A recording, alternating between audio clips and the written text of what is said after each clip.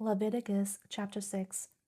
Then Yahweh spoke to Moses, saying, If a person sins and acts unfaithfully against Yahweh, and deals falsely with his companion in regard to a deposit or a security entrusted to him, or through robbery, or if he has extorted from his companion, or has found what was lost and dealt falsely about it and sworn falsely, so that he sins in regard to any one of the things a man may do, then it shall be, when he sins and becomes guilty, that he shall return what he took by robbery, or what he got by extortion, or the deposit which was entrusted to him, or the lost thing which he found, or anything about which he swore falsely.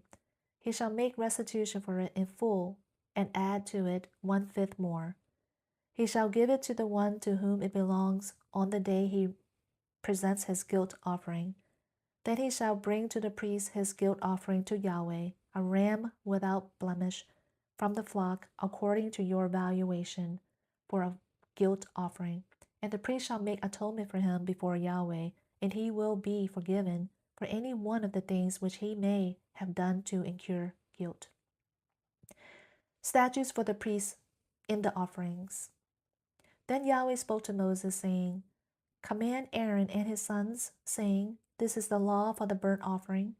The burnt offering itself shall remain on the hearth, on the altar, all night until the morning, and the fire on the altar shall be kept burning on it. And the priest shall put on his linen robe, and he shall put on undergarments next to his flesh, and he shall raise up the ashes to which the fire reduces the burnt offering on the altar, and place them beside the altar. Then he shall take off his garments and put on other garments, and carry the ashes outside the camp to a clean place. And the fire on the altar shall be kept burning on it. It shall not go out, but the priest shall burn wood on it every morning. And he shall lay out the burnt offering on it, and offer up in smoke the fat portions of the peace offerings on it. Fire shall be kept burning continually on the altar. It shall not go out. Now this is the law of the grain offering.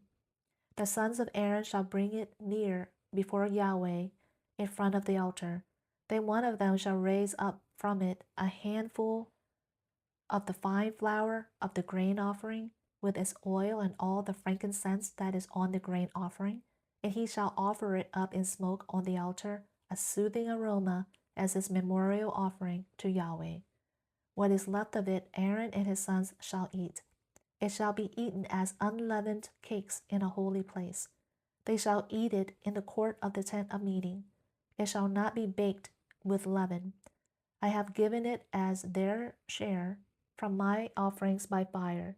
It is most holy, like the sin offering and the guilt offering. Every male among the sons of Aaron may eat it. It is a perpetual statute throughout your generations, from the offerings by fire to Yahweh. Whoever touches them will be set apart as holy. Then Yahweh spoke to Moses, saying, This is the offering which Aaron and his sons shall bring near to Yahweh on the day when he is anointed, the 10th of an ephah of fine flour, as a regular grain offering, half of it in the morning and half of it in the evening. It shall be prepared with oil on a griddle. When it is well stirred, you shall bring it. You shall bring near the grain offering in baked pieces as a soothing aroma to Yahweh, and the anointed priest, who will be in his place among his sons, shall offer it. By a perpetual statute, it shall be entirely offered up in smoke to Yahweh. So every grain offering of the priest shall be burnt entirely. It shall not be eaten. Then Yahweh spoke to Moses, saying, Speak to Aaron and to his sons, saying, This is the law of the sin offering.